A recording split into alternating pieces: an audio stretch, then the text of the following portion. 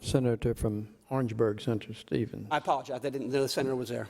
Would the senator yield for a purpose couple do you have? friendly questions? Sure, Senator Yields. Senator Yields. Senator, do you know that the last 16 days have been some very trying times for me? I thought, Senator, that I know quite a bit, but I find out that you know more. And I thank you for your work on the certificate of need, and I'm thanking you now on your work with medical marijuana.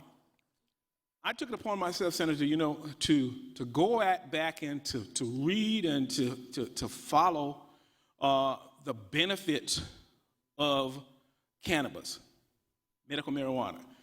And Senator, as I went and I read, it was amazing that all of these different conditions, some of the conditions that you just spoke about,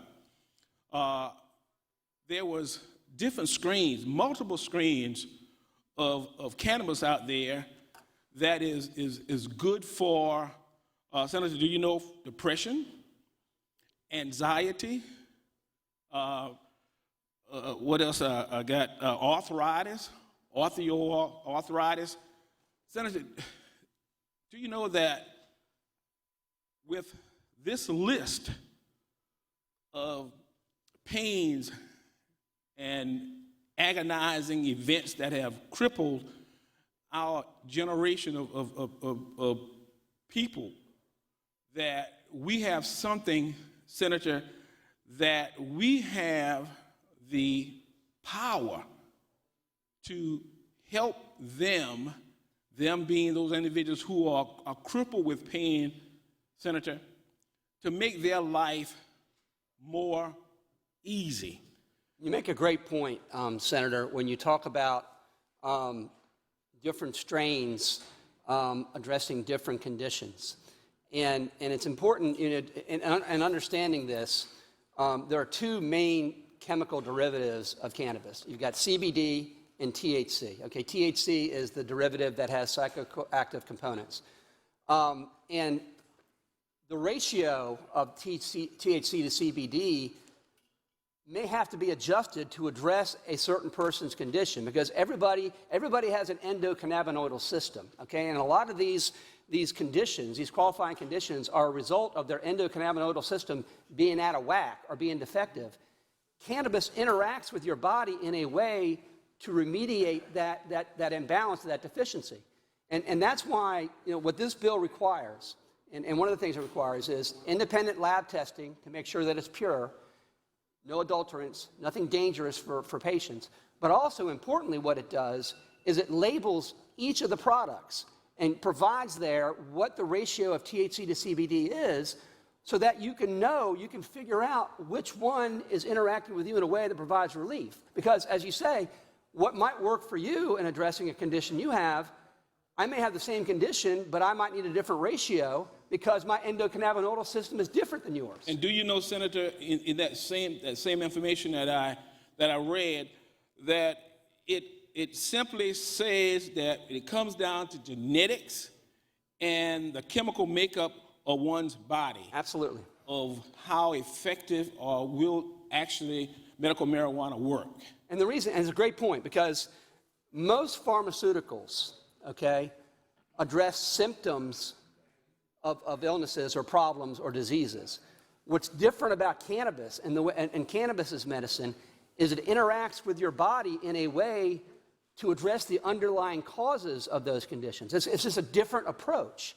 And that's why you're seeing in many instances, and again, I want to emphasize, before a patient can access cannabis, they've got to be a written certification by a physician saying, these other things haven't worked, okay? They haven't provided the relief.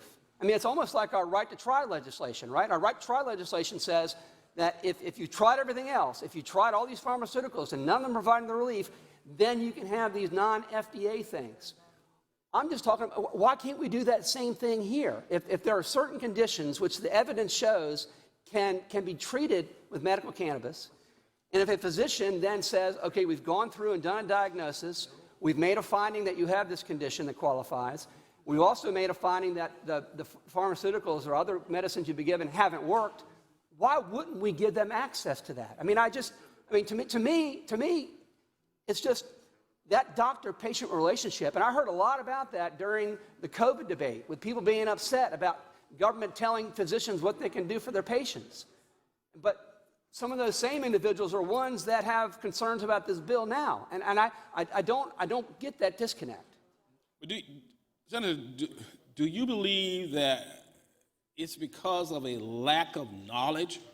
And I know you've been at this for a number of years now, but as I said, the last couple of days have really been good for me in my going back and looking at and researching and seeing exactly what is cannabis all about. And, once again, going back to some of those illnesses that cannabis helps, and just to mention depression and the different strains of cannabis that will actually help with this. You talk about lemon haze, Jack Hera. There's so many different names to the different strains of cannabis that is directly contributed to what effect that person would get.